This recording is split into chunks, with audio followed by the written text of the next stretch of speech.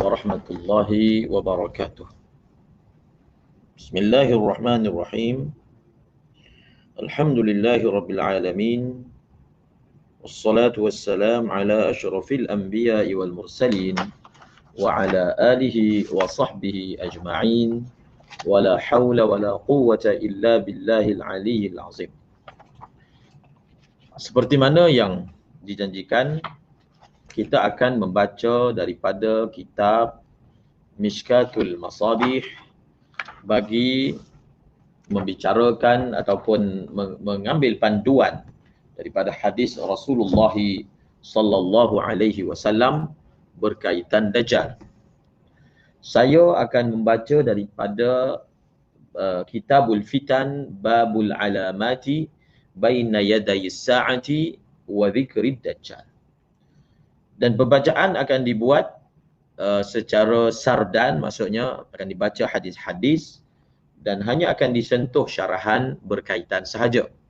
Adapun syarahan dan kupasan dan ibrah kita akan sentuh di dalam membahaskan fiqhut tahawulat.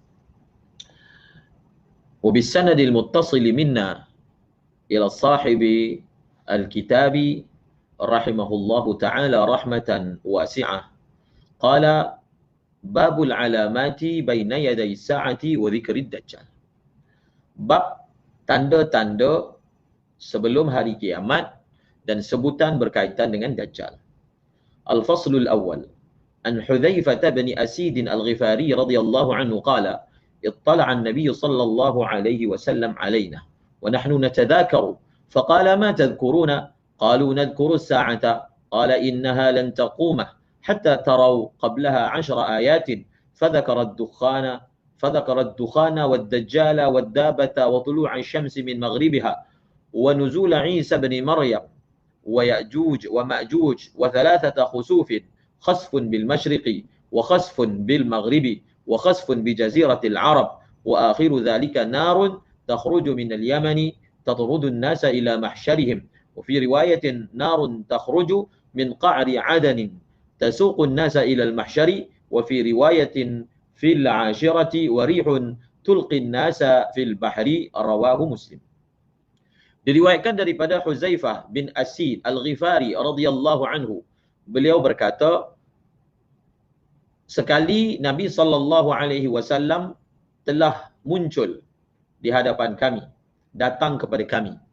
Pada ketika itu kami sedang bermuzakarah dan berbincang.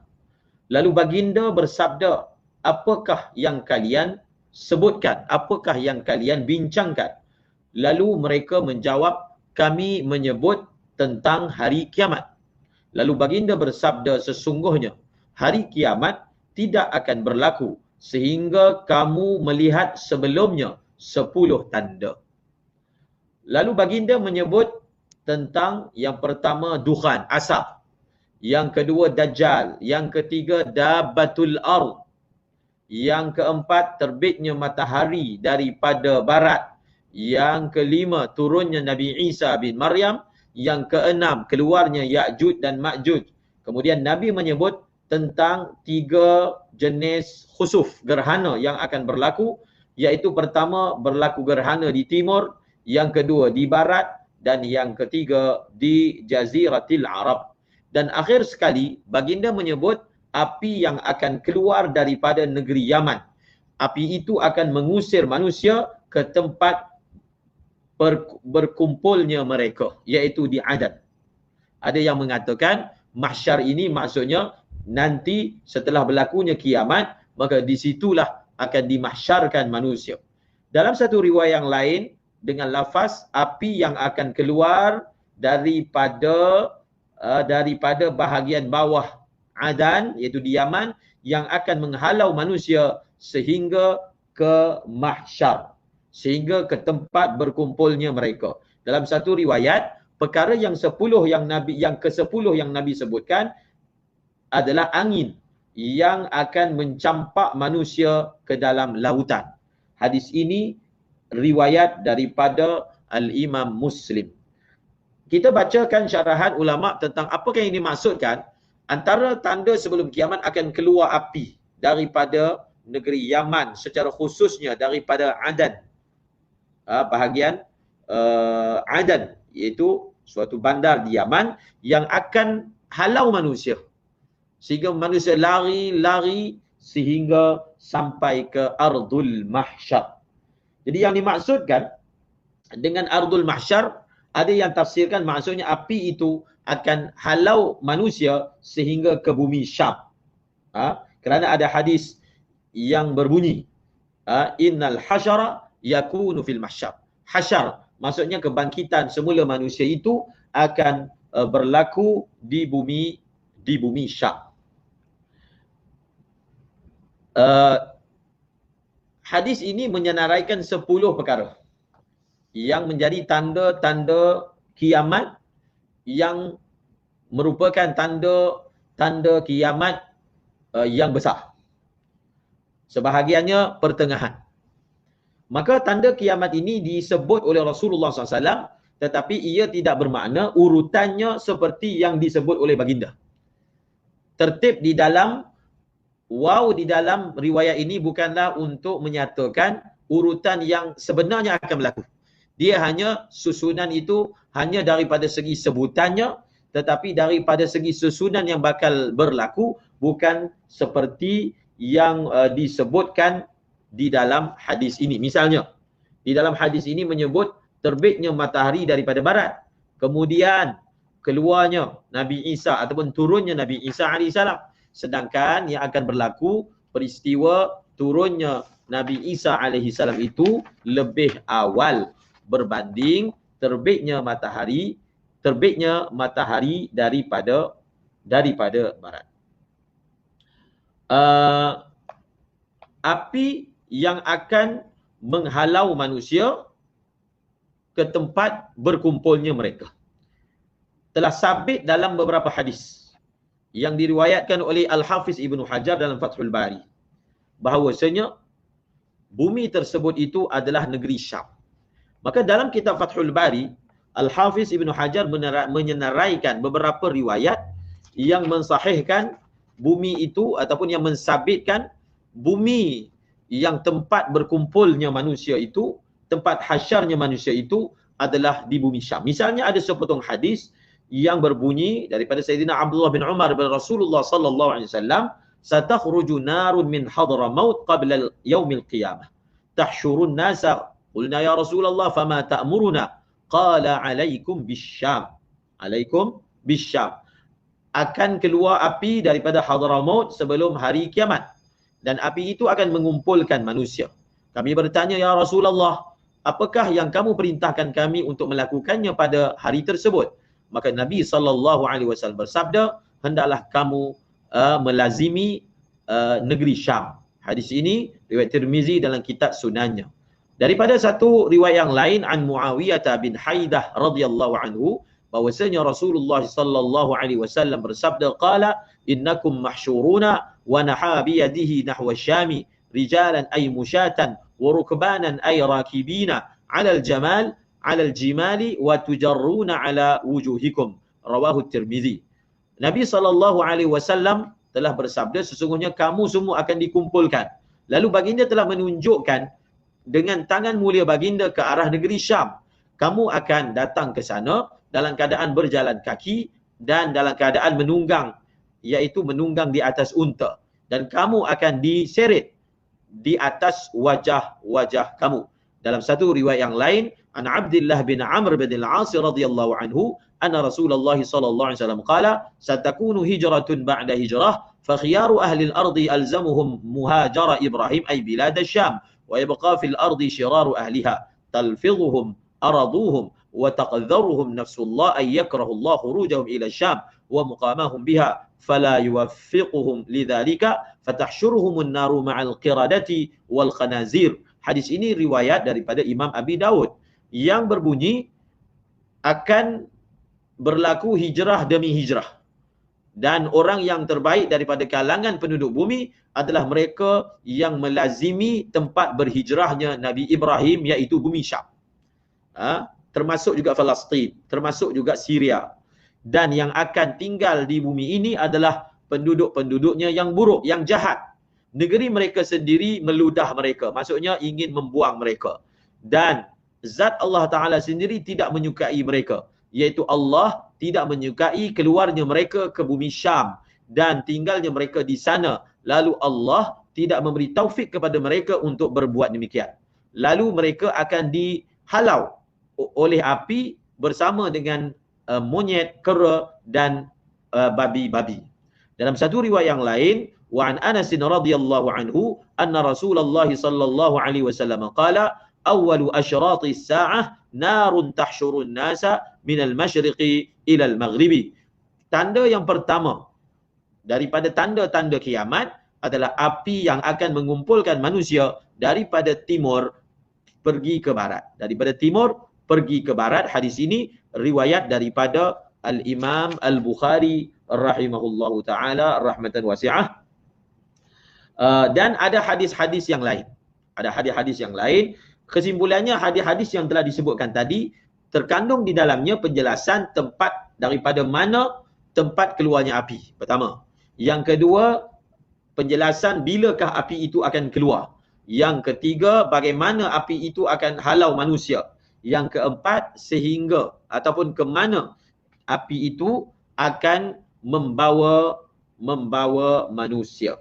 Membawa manusia.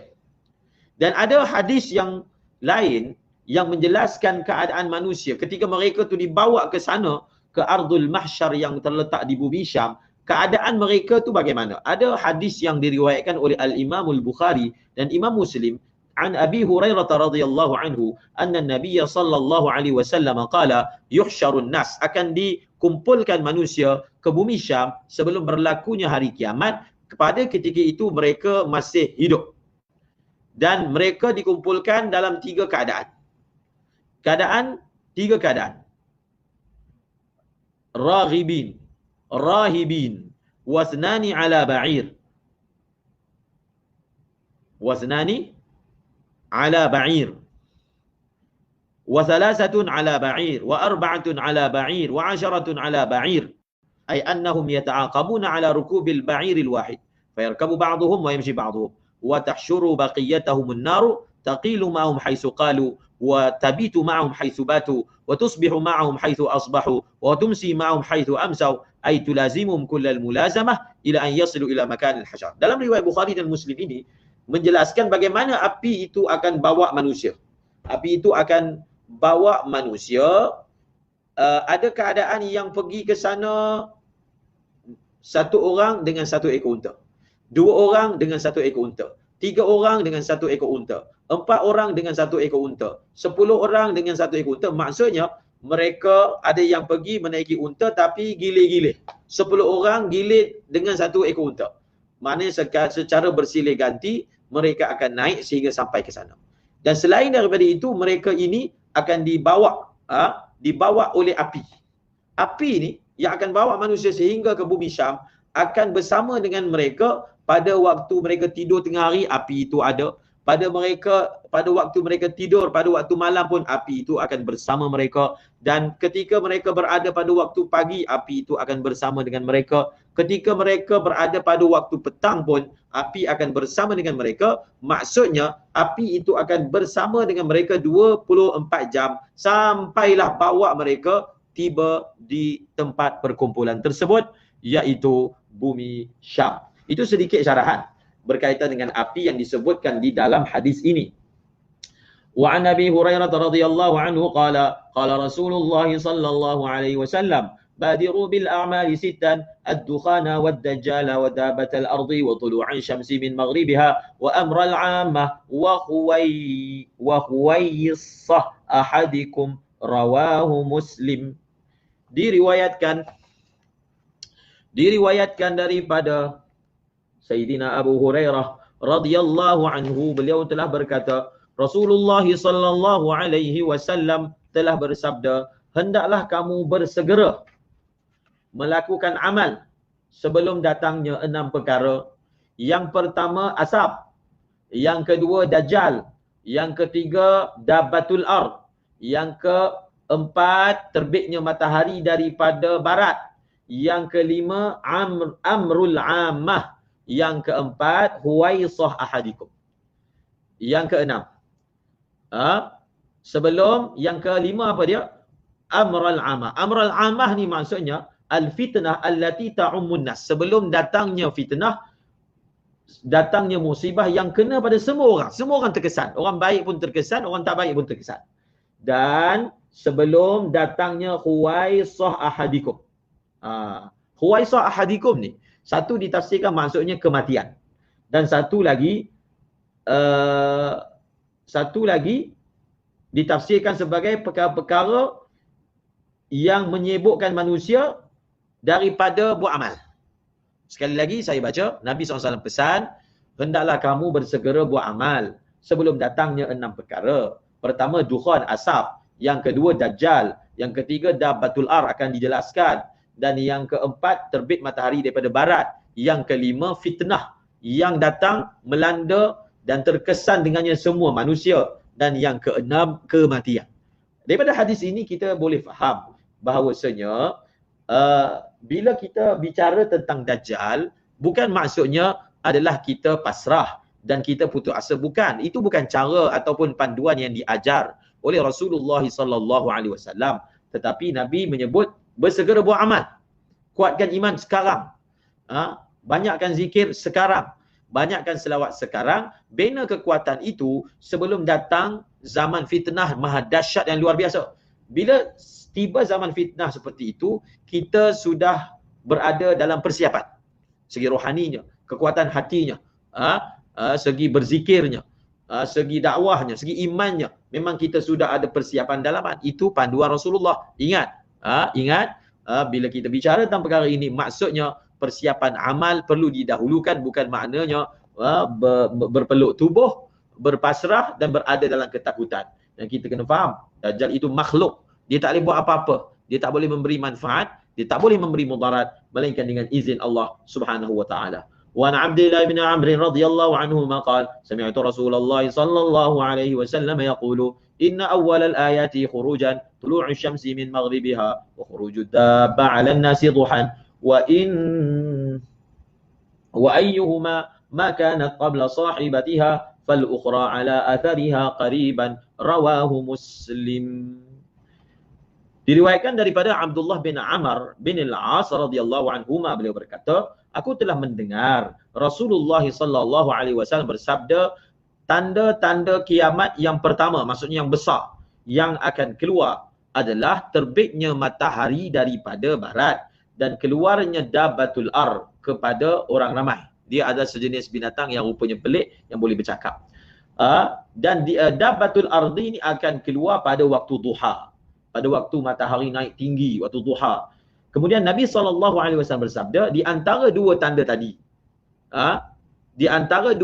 tadi, kalau ada yang datang dulu, maka maknanya yang satu lagi itu akan datang selepasnya dalam masa yang dekat. Maksudnya, kalaulah dabbatul ar keluar dulu, maknanya akan menyusul dalam masa yang dekat terbitnya matahari daripada barat. Ataupun terbit matahari daripada barat keluar dulu, maka akan menyusul selepasnya dalam tempoh yang dekat terbitnya ataupun keluarnya dabbatul ar.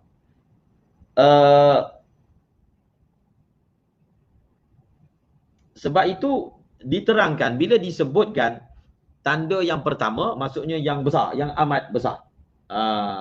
Sebab itu dalam syarahan tentang makna hadis ini, sebab makna hadis ini seolah-olahnya dia adalah tanda yang pertama, lebih awal lagi, sebelum daripada Dajjal lagi. Sebelum daripada Dajjal. Sedangkan urutan yang dinyatakan adalah peristiwa terbitnya matahari daripada barat itu adalah setelah semua selesai. Setelah Nabi Isa pun telah meninggal dunia. Oleh kerana itu dinyatakan terbitnya matahari daripada barat bukanlah tanda yang pertama, kerana sebelum daripada itu asap, peristiwa asap dukhan, dan juga peristiwa Dajjal. Maka yang dimaksudkan dengan tanda-tanda dalam hadis ini, tanda-tanda yang betul-betul hampir dengan kiamat. Walaupun Dajjal itu adalah tanda kiamat yang besar, tapi dia antara besar tu dia ada lagi yang lebih hampir. Jadi yang tanda yang awal daripada tanda-tanda yang betul menghampiri kiamat adalah terbitnya matahari daripada barat. dan seterusnya. Maka dinyatakan di sini, segi urutannya pun ada disebutkan oleh Al-Habib Abu Bakar Al-Adni dalam kitab beliau Al-Usus wal Muntalaqat. Iaitu urutannya keluarnya asap, kemudian keluarnya Dajjal, kemudian peristiwa terbit matahari daripada barat, dan sebelum itu sebenarnya Ya'juj dan Ma'juj, dan sebelumnya lagi Nabi Isa, kematian Nabi Isa, sebelumnya lagi Ya'juj dan Ma'juj, barulah berlaku peristiwa terbitnya matahari daripada barat, kemudian keluarnya api dan sebagainya.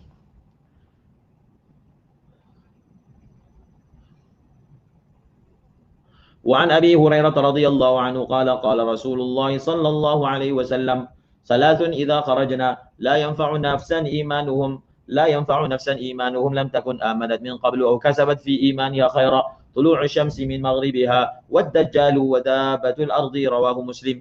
Diriwayatkan daripada Sayyidina Abu Hurairah radhiyallahu anhu, beliau berkata Rasulullah sallallahu alaihi wasallam bersabda, ada 3 perkara yang kalau dia keluar maka tidaklah memberi faedah kepada satu jiwa iman dia dalam keadaan dia tak pernah beriman sebelum itu, ataupun dia tidak menghasilkan kebaikan pada imannya. Maksudnya dia memang belum beriman sebelum perkara ini berlaku, ataupun dia tidak menghasilkan hidayat pada iman dia, lemah pada iman dia, maka kalau datang 3 perkara ini, maka tidaklah berfaedah iman yang sedia ada pada dirinya.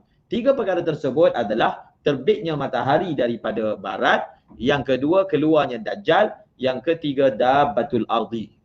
Kalau kita melihat hadis tentang taubat, ada 2 masa yang mana taubat seseorang itu sudah tidak lagi diterima, iaitu yang pertama bila nyawa sudah sampai ke gargarah, kerongkong, maka tidak diterima taubatnya. Yang kedua saat matahari terbit daripada barat, seperti yang kita sebut, ia hanya berlaku setelah selesai cerita tentang Dajjal, Ya'juj Ma'juj dan seumpamanya. Maka apakah maksud hadis ini? Adakah orang yang beriman pada waktu itu sudah tidak diterima imannya, tidak diterima Islamnya? Zahirnya maksud bahawasanya apabila keluar Dajjal, iman seseorang itu tidak akan memberi manfaat untuk dia. Maksud tak beri manfaat, kalau waktu Dajjal keluar, iman kita tidak siap, iman kita tidak kuat, maka iman sedia ada itu tak boleh memberi manfaat kita kepada diri kita untuk mengelakkan diri daripada fitnah Dajjal. Bukan maksudnya iman dia tak diterima. Apatah lagi kalau seseorang itu dia kafir. Saat datangnya Dajjal, maka dia tidak akan dapat beriman. Kerana begitu kuatnya fitnah Dajjal. Orang Islam yang kuat, yang ada iman pun tetapi tidak ada khair pada imannya, maka imannya itu tidak memberi manfaat untuk menguatkan dirinya, menyelamatkan dirinya daripada fitnah Dajjal. Daripada fitnah Dajjal. Itu tafsiran hadis ini insya-Allah. Wa an Abi Dzar radhiyallahu anhu qala Rasulullah sallallahu alaihi wasallam hina gharabat asy-syamsu atadri aina tadhhabu hadhihi qultu Allah wa rasuluhu a'lam qala fa innaha tadhhabu hatta tasjuda tahta al-'arsy fastasta'dhinu fayu'dhanu hina gharabat fayu'dhanu laha wa yushiku an tasjuda wa la tuqbalu minha wa tasta'dhinu fala yu'dhanu laha wa yuqalu laha irji'i min haythu ji'ti fatatlu'u min maghribiha fadhalika qawluhu ta'ala wasyamsu tajri li mustaqarrin laha dhalika taqdirul azizil alim. Wasyamsu tajri li mustaqarrin laha qala mustaqirruha tahta al-'arsy muttafaqun alaih. Diriwayatkan daripada Sayyidina Abu Dzar radhiyallahu anhu, beliau berkata Rasulullah sallallahu alaihi wasallam pernah bersabda pada ketika tenggelamnya matahari. Maka Nabi SAW telah bersabda kepada sahabatnya, adakah kamu tahu di manakah perginya matahari ini, iaitu ketika dia tenggelam? Aku, kata Sayyidina Abu Dzar menjawab, Allah dan Rasulnya lebih mengetahui. Lalu baginda SAW bersabda, sesungguhnya matahari itu pergi ia, iaitu ketika tenggelamnya ia perginya matahari itu sehingga dia bersujud di bawah arasy. Lalu dia meminta izin. Dia meminta izin daripada Allah untuk terbit. Lalu diberi izin kepadanya. Dan hampir-hampir akan tiba masa matahari akan bersujud dan tidak diterima daripada matahari tersebut. Dan dia akan meminta izin untuk terbit. tetapi iaitu daripada timur, tetapi tidak diberi izin kepadanya. Lalu akan dikatakan kepada matahari itu, kembalilah kamu daripada tempat yang kamu datang. Oleh kerana dia datang daripada tempat tenggelamnya ia, maka matahari itu kembali kepada tempat tenggelamnya, lalu terbitlah ia daripada tempat tenggelamnya. Perkara yang saya sebutkan tadi itu, kata Rasulullah, sesuai dengan firman Allah, wasyamsu tajri li mustaqarril laha, zalika taqdirul azizil alim. Matahari akan berjalan menuju ke tempat mustaqirnya, tempat tetapnya. Apakah yang dimaksudkan mustaqir dalam ayat ini, dalam surah Yasin? Maksud mustaqarrillah, mustaqar itu maksudnya adalah iaitu suatu tempat di bawah arasy. Kita baca syarahan ulama berkaitan dengan apakah yang dimaksudkan sehingga matahari itu sujud di bawah arasy. Apa maksudnya? Sehingga matahari itu sujud di bawah arasy, qala ba'dul muhaqqiqin la yukhalifu hadha qawluhu jalla jalaluhu wajadaha taghrubu fi 'ainin hami'ah wal muradu biha nihayatu madrakil basar wa sujuduha tahta al-'arsy innama huwa ba'da al-ghurub wa fil hadisi raddun 'ala man za'ama anna al-murada bi mustaqarriha ghayatu ma tantahi ilayhi fil irtifa' wa dhalika yawmun fis sanah ila muntaha amriha 'inda intihai ad-dunya. Qala al-Khattabi yuhtamalu an yurada bidzalika annaha tastaqirru tahtahu istiqraran ilmuna la yuhitu bihi. Perkara ini insya-Allah kita akan baca lagi syarahannya. Apa maksud hadis ini? Iaitu matahari akan, selepas tenggelamnya matahari itu, dia akan pergi ke mustaqarrillah, iaitu maksudnya adalah di bawah arasy. Walhasilnya perkara itu, matahari ini dia bergerak menurut perintah. Dia nak terbit pun dia akan meminta izin dan diberi izin. Meminta izin dan diberi izin. Akan sampai satu masa, saat dia meminta izin untuk terbit daripada timur, tidak diizinkan dan dia akan diperintahkan, kamu kembalilah ke tempat daripada mana kamu datang. Iaitu dia datang daripada barat, kembali ke barat dan dia akan terbit daripada barat. Bila matahari terbit daripada barat, itu antara tanda besar akan berlakunya hari kiamat. وعن عمران بن حسين رضي الله عنه قال سمعت رسول الله صلى الله عليه وسلم يقول ما بين خلق آدم إلى قيام الساعة أمر أكبر من الدجال رواه مسلم. Diriwayatkan daripada Imran bin Husain radhiyallahu anhu, beliau berkata, aku telah mendengar Rasulullah sallallahu alaihi wasallam bersabda, tidak ada di antara penciptaan Nabi Adam sehinggalah berlakunya hari kiamat satu urusan yang lebih besar daripada Dajjal. Maknanya daripada mula penciptaan manusia Nabi Adam AS sehingga berlakunya hari kiamat, satu perkara yang sangat besar dan yang sangat bahaya, tidak ada lebih daripada urusan ataupun peristiwa kedatangan Dajjal.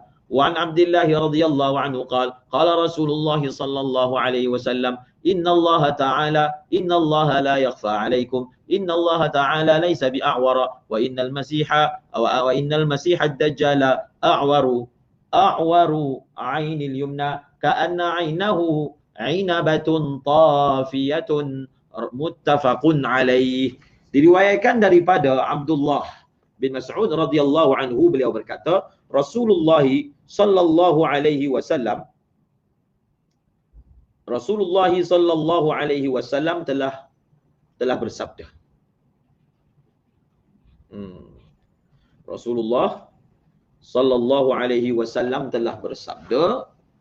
Apa lafaznya? Sesungguhnya Allah itu maksudnya Tuhan kamu itu tidak terselindung ke atas kamu. Maksudnya siapa Tuhan kamu, apakah sifat-sifatnya, ilmu tentangnya itu tidaklah tersembunyi daripada kamu. Kamu semua tahu Tuhan itu bagaimana, apakah sifatnya. Sesungguhnya Tuhan kamu itu iaitu Allah, sesungguhnya Allah bukanlah a'war. Allah itu bukanlah a'war. Maknanya kamu janganlah tertukar. Kamu telah tahu. Sebab itu sangat penting untuk ajar sifat-sifat Tuhan. Perkara-perkara yang mukhalafah, mukhalafah. Apa maksud perkara-perkara yang mukhalafah? Perkara-perkara yang mustahil pada zat Allah Subhanahu wa taala. Antaranya perkara yang mustahil bagi zat Allah taala itu serupa dengan makhluk. Bila akidah ini tertanam dalam diri manusia, maka dia tidak akan terkeliru yang mana satu Tuhan, yang mana satu bukan Tuhan. Maka Nabi ingatkan, sifat-sifat Tuhan kamu, ilmunya itu kamu semua tahu. Tidak terselindung. Kamu ni maksudnya sahabat. Dan sepatutnya orang Islam pun tahu. Dan Tuhan kamu tidaklah dia itu buta sebelah. Dan kita akan terangkan apa maksud a'war. Dia bukan mata satu. A'war ni bukan mata satu. Tetapi dia ada 2 biji mata. Tapi sebelah mata ni a'war. Jadi Nabi SAW ingatkan Tuhan kamu ini tidaklah jenis dia mata sebelahnya tak elok. A'war. Dan sesungguhnya Dajjal itu, dia itu mata sebelahnya buta. Mata sebelahnya buta. Belah mana? Belah mana itu yang kata buta itu? Yang sebelah kanan. Mata yang sebelah kanan. Seolah-olah, ini maksud a'war. Seolah-olah mata dia itu seperti sebiji anggur yang terapung. Itu lafaznya. Seolah-olah mata dia yang sebelah itu seperti biji anggur. Sebiji anggur yang tafiyah, yang terapung di atas air. Kita tengok syarahannya tentang makna ka'anna 'ainahu 'inabatun. Ka'anna 'ainahu 'inabatun. Seolah-olah mata dia itu inabah, sebiji anggur yang timbul. Apa maksud tafiyah? Tafiyah ni kalau ikan mati kemudian ditimbul atas air, ikan tu kita panggil tafi. Maka apa maksud perumpamaan mata Dajjal itu seperti anggur yang timbul. Jadi kalau anggur tu timbul atas air, dia nampak apa? Timbul, terjojol. Mata manusia ni dia tak timbul, dia duduk dalam. Tetapi mata Dajjal yang sebelah itu ka'annaha 'inabatun tafiyah, maka dia menonjol. Perumpamaan itu menunjukkan yang pertama, apa maksud dia a'war? Mata sebelah itu tak ada cahaya. Tak ada cahaya maksudnya dia tak boleh nak nampak. Dan tafiyah itu maksudnya adalah apa? Tafiyah itu maksudnya dia timbul. Terjojol yang sebelah kanannya. Wa qad ruwiya fil hadisi annahu mamsuhul aini wa matmusul aini wa annaha laysat hajra'a wala natiyah. وهذه صفة حبة العنب التي سال ماؤها وطفيت وعلى ما جاء في الأحاديث الأخرى جاحظ العينان وكأنها كوكب يحتج به للرواية الأولى ويصيح الجمع بينهما بأن أحدهما مطموسة وممسوحة وغير ناتية وطافية بالهمز والأخرى كأنها كوكب وجاحظ وطافت الغير. Dia berkaitan dengan mata Dajjal ni. Berkaitan dengan mata Dajjal, ada beberapa lafaz. Ada beberapa lafaz yang diriwayatkan tentangnya. Ada beberapa lafaz maknanya.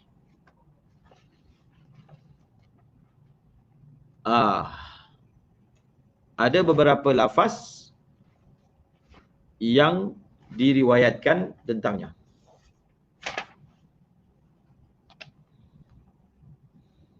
Yang pertama, a'war. Yang kedua, ka'annaha 'inabatun tafiyah, iaitu anggur yang timbul. Ada riwayat yang menyebut huwa a'waru 'ainihi al-yusrah bi 'ainihi al-yumna zafaratun ghalizah. Riwayat yang ketiga berbunyi matanya itu a'war di sebelah kanan, dan mata sebelah kirinya zafaratun ghalizah. Zafaratun ghalizah tu maksudnya ada daging yang tumbuh di atas hujung mata dan dia tebal. Dan daging yang tebal itu tutup biji mata. Tutup biji mata. Okey, itu yang riwayat yang ketiga. Dan ada riwayat berkaitan dengan mata Dajjal ini, mamsuhul ain. Nombor 4. Nombor 5, matmusul ain. Matmusul ain. Maksudnya tak ada langsung mata. Tak ada langsung mata. Dan ada juga mamsuhul ain.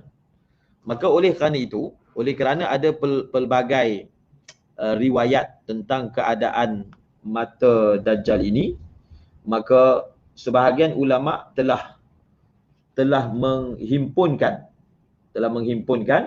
riwayat-riwayat yang berbeza-beza, iaitu semua riwayat ini menceritakan tentang dua mata yang berbeza.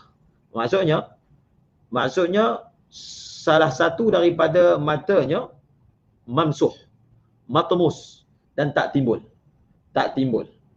Dan sebelah lagi matanya itu timbul. Sebelah matanya ini tak ada. Mamsuh, tak ada. Matmus, tak ada. Dan sebelah lagi ada, yang ada tu pula dia timbul seperti anggur dan dia ada seperti daging yang tumbuh di hujung mata sehingga tutup biji mata tersebut. Dan bahagian mata yang ada daging itu di sebelah kanan, dan di sebelah kirinya adalah bersifat a'war. Bersifat a'war. InsyaAllah kita akan lihat bagaimana Al-Imam Nawawi dan juga Al-Imam Hafiz Ibn Hajar dalam menjamakkan, menghimpunkan perbezaan-perbezaan riwayat tentang mata Dajjal ini. Wallahu a'lamu bis-shawab wa ilaihi al-marji'u wal ma'ab.